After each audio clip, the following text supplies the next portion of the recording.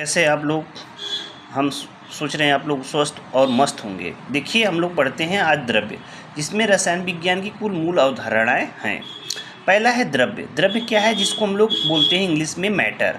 वह सभी कुछ जो स्थान घेरता है जिसमें द्रव्यमान होता है, द्रव्य का एक प्रकार होता है। Matter is anything that has mass and occupies space. इसका अर्थ यह है कि द्रव्य वह स्थान है जहाँ पर कुछ द्रव्यमान होता है, जिसको बोलते हैं मास। अब कोई मिट्टी ही है या कोई वस्तु ही है, वो क्या है? वो एक प्रकार का द्रव्य है। चाहे वो कोई भी वस्तु हो, जो सभी चीज़ें हैं, वो सभी वस्तुएं, सभी चीज़ें क्या है? द्रव्य से ही बने हैं, जिसको हम लोग द्रव्य कहते हैं। जिसमें भार होता है इसको द्रव्य कहते हैं। अगर द्रव्य के रूप में इसकी 3 अवस्थाएं होती हैं ब्रह्मांड में: ठोस, द्रव, गैस। और ठोस और द्रव क्या होता है? ऐसे तो हम लोगों को पढ़ना है, ऐसे तो अवस्थाएं 5 होती है, प्लाज्मा और बोस-आइंस्टीन, कुल मिलाकर के 5 होती है। लेकिन हमको जो मुख्यतः पढ़ना है वो 3 ही पढ़ना है: ठोस, द्रव और गैस। आइए हम लोग अगले चर्चा करते हैं अगले विषय में। पदार्थ। पदार्थ क्या है? जिसको बोलते हैं सबस्टेंस। इसको इंग्लिश में बोलते हैं सबस्टेंस।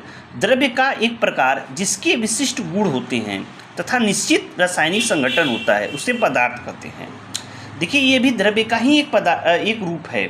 इसमें एक विशिष्ट गुण होता है। विशिष्ट गुण का अर्थ यह है कि उसमें कुछ न कुछ गुण होते हैं, चाहे वो किस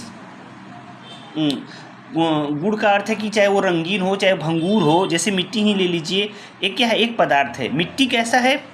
मिट्टी क्या है? एक भंगूर टाइप का है। आप उसको हाथ से मसल दीजिए, बिखर जाएगा एकदम। मिट्टी को आप उसमें पानी डाल दीजिए, एकदम कीचड़ नुमा हो जाएगा। उसमें निश्चित रासायनिक संगठन होता है, जिसे पदार्थ कहलाते हैं।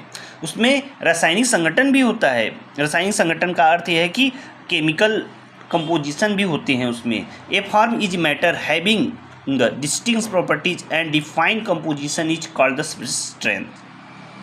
कोई भी पदार्थ 100% शुद्ध नहीं होता है। चाहे वो कोई भी पदार्थ हो, वो 100% शुद्ध नहीं होता है। उसमें कुछ अशुद्धियाँ सदैव होती है।